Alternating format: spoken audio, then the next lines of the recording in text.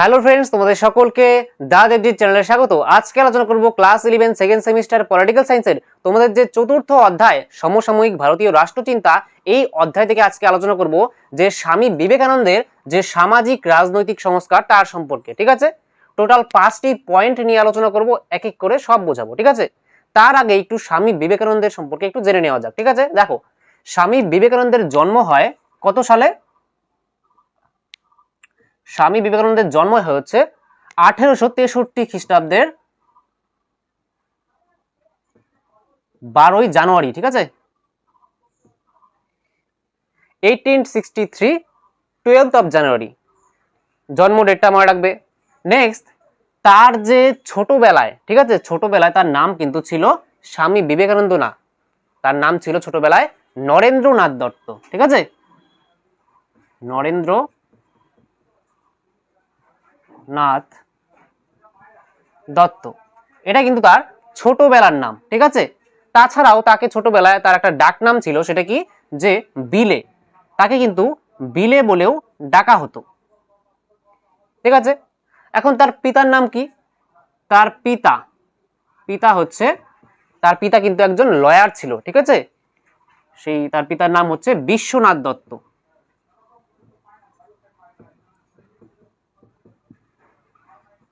বিশ্বনাথ দত্ত। আর তার মাতার নাম কি? তার মাতার নাম ছিল হচ্ছে ভুবনেশ্বরী দেবী। ঠিক আছে,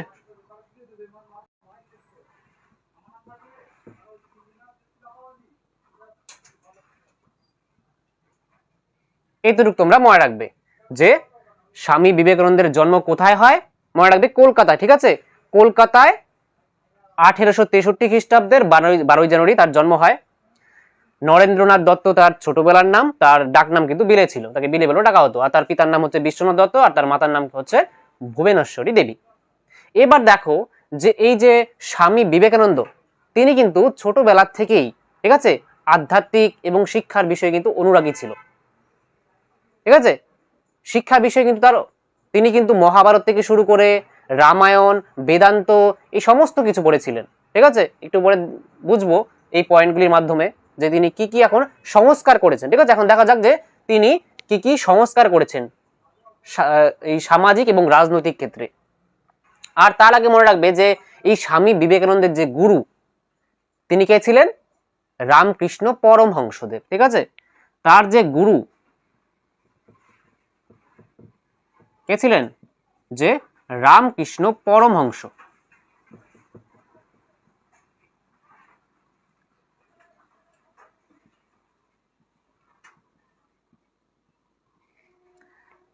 মনে রাখবে যে রামকৃষ্ণ পরমহংস বলতেন যে মানুষের মধ্যে কি আছে, যে মানুষের মধ্যেই ঈশ্বর আছে, আর সেই মানুষকে সেবা করার মাধ্যমেই কিন্তু ঈশ্বরের সেবা করা যায়। এই যে কথাটা, এই কথাটার দ্বারা কিন্তু স্বামী বিবেকানন্দ প্রভাবিত হয়েছিলেন। তাহলে এই যে রামকৃষ্ণের অনেক যে টিচিং, তার যে রামকৃষ্ণ পরমহংসের কাছ থেকে যে শিক্ষা পেয়েছিল স্বামী বিবেকানন্দ, সেটাই কিন্তু পরবর্তীতে তিনি সেটা প্রচার করেন। ঠিক আছে, রামকৃষ্ণ মিশন স্থাপন করেন তার জন্য। তাহলে বোঝা গেল একটু ইন্ট্রোডাকশন। এখন দেখব যে স্বামী বিবেকানন্দের সামাজিক রাজনৈতিক সংস্কারের এই 5টি পয়েন্ট। প্রথম পয়েন্ট দেখো যে ধর্মীয় ক্ষেত্রে সংস্কার। দেখো স্বামী বিবেকানন্দ কিন্তু বেদান্তের দ্বারা কিন্তু প্রভাবিত ছিল। তাহলে এখানে ঈশ্বর সম্পর্কে যে বিবেকানন্দের ধারণা, এখানে কিন্তু বিবেকানন্দ একেশ্বরবাদে বিশ্বাসী ছিলেন। এখানে বিবেকানন্দ কিন্তু হিন্দু, মুসলমান, খ্রিস্টান এইসব ধর্মকে কিন্তু আলাদাভাবে দেখতেন না। ঠিক আছে, প্রত্যেক ব্যক্তির মধ্যে কিন্তু ভগবান অর্থাৎ ঈশ্বর থাকে, আর সেই মানুষের সেবার মাধ্যমেই কিন্তু বিবেকানন্দ ঈশ্বরের সেবা করে থাকেন, এটা তিনি বলেছিলেন। তারপরে আমেরিকাতে একটা মহাসম্মেলন হয়, সেটা হচ্ছে ধর্মীয় মহাসভা। ঠিক আছে, সেই ধর্মীয় মহাসভাতে হিন্দু ধর্মের, ঠিক আছে, হিন্দু ধর্মকে তিনি কিন্তু বিশ্ব দরবারে নিয়ে এসেছিলেন, হিন্দু ধর্মের প্রচার করেছিলেন সেখানে স্বামী বিবেকানন্দ। সেখানের মধ্যে দেখো, তাহলে এখানের মধ্যে ধর্মীয় ক্ষেত্রে সংস্কারের ক্ষেত্রে কিন্তু এখানে বিবেকানন্দের অবদান অনেকটা। ঠিক আছে, তিনি কিন্তু আর কি হিন্দু, মুসলমান, খ্রিস্টান এই ধর্মের মধ্যে কিন্তু তিনি ভেদাভেদ করতেন না। ঠিক আছে, তিনি একেশ্বরবাদে বিশ্বাসী ছিলেন। নেক্সট পয়েন্ট দেখো যে নারীর অধিকার। দেখো তিনি কিন্তু নারীর অধিকারের উপরও কিন্তু অনেক জোর দিয়েছেন, যে নারী যাতে অধিকার পায়, নারী যাতে শিক্ষিত হয়, তার উপরে কিন্তু তিনি অনেক সচেষ্ট ছিলেন। যে একটা জাতি, সেই জাতি কতটা উন্নত বা উন্নতির পথে যাবে সেটা নিশ্চিত করে সেই সমাজের আর কি নারীর অবদান, অর্থাৎ নারীর শিক্ষা কতটুকু, সেখানে নারীদেরকে কেমন চোখে দেখা হয়। ঠিক আছে, যেই জাতির মধ্যে নারীদের শিক্ষা, নারীদের অধিকার আছে, ঠিক আছে, নারীরা শিক্ষিত, নারীদের সব দিক থেকে অধিকার রয়েছে, সেই সমাজের কিন্তু, সেই জাতির কিন্তু উন্নতি হবে। ঠিক আছে, তাহলে এখানের মধ্যে কিন্তু বলেছেন বিবেকানন্দ যে নারীর অধিকার কিন্তু থাকা উচিত। আগেকার দিনে নারীর শিক্ষা ছিল না অতটা, ঠিক আছে, পর্দা প্রথা ছিল, তাহলে এই পর্দা প্রথার বিরোধী ছিল স্বামী বিবেকানন্দ আর কি, নারীদের শিক্ষার জন্য অনেক সচেষ্ট ছিল। ঠিক আছে, নেক্সট হচ্ছে দেখো শিক্ষাক্ষেত্রে সংস্কার। তাহলে এখানে কিন্তু শিক্ষাক্ষেত্রেও স্বামী বিবেকানন্দ অনেক সংস্কার সাধন করেছিলেন। ভারতের মধ্যে যে যারা শিক্ষিত অতটা ছিল না, ঠিক আছে, গরিব পরিবার, তাদের শিক্ষার বিস্তারেও কিন্তু অনেক কাজ করেছিলেন স্বামী বিবেকানন্দ।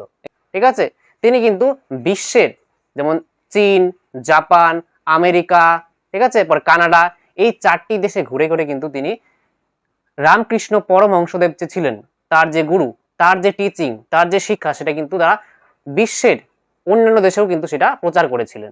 ঠিক আছে, তাহলে শিক্ষার ক্ষেত্রেও সংস্কার অনেক করেছিলেন। নেক্সট হচ্ছে জাতিভেদ প্রথার কুফলের বিরোধিতা। তাহলে আগের দিনে কিন্তু জাতিভেদ প্রথা ছিল। ঠিক আছে, সমাজকে অনেকগুলি জাতিতে ভাগ করা হতো এবং তাদের মধ্যে একটা ভেদাভেদ চলতো, যেমন ব্রাহ্মণ, ক্ষত্রিয়, বৈশ্য, শত্রু। ঠিক আছে, তাহলে এদের মধ্যে যে ভেদাভেদ চলতো, ঠিক আছে, এটা কিন্তু স্বামী বিবেকানন্দ তার বিরোধিতা করেছিলেন। যে একটা সমাজের মধ্যে যদি জাতিভেদ প্রথা থাকে তাহলে কিন্তু সেই জাতির উন্নতি সম্ভব নয়। ঠিক আছে, তাহলে এখানে জাতিভেদ প্রথার কুফলের বিরোধিতা কিন্তু করেছিলেন। নেক্সট পয়েন্ট হচ্ছে যে অস্পৃশ্যতার বিরোধিতা। অস্পৃশ্যতা এর মধ্যে বলা হচ্ছে যে অচ্যুত, যে সমাজের মধ্যে কোনো একজন লোক, ঠিক আছে, নিম্ন বর্গের, তিনি যদি কোনো উচ্চ বর্গের লোককে ছুঁয়ে দিত, সেই উচ্চ বর্গের লোক কি হয়ে যেত, যে অচ্যুত হয়ে যেত, সে অপবিত্র হয়ে যেত। তারপরে তিনি পবিত্র হওয়ার জন্য অনেক নিয়ম কানুন আছে। তাহলে এই যে অস্পৃশ্যতা, সেটা কিন্তু আগের দিনে প্রচলিত ছিল, বর্তমানে অনেকটা আধুনিক, ঠিক আছে, 21st যে সেঞ্চুরি চলছে বর্তমানে, এখনো কিন্তু অনেক প্রচলিত আছে। তাহলে সেটার বিরোধিতা কিন্তু করেছিল স্বামী বিবেকানন্দ।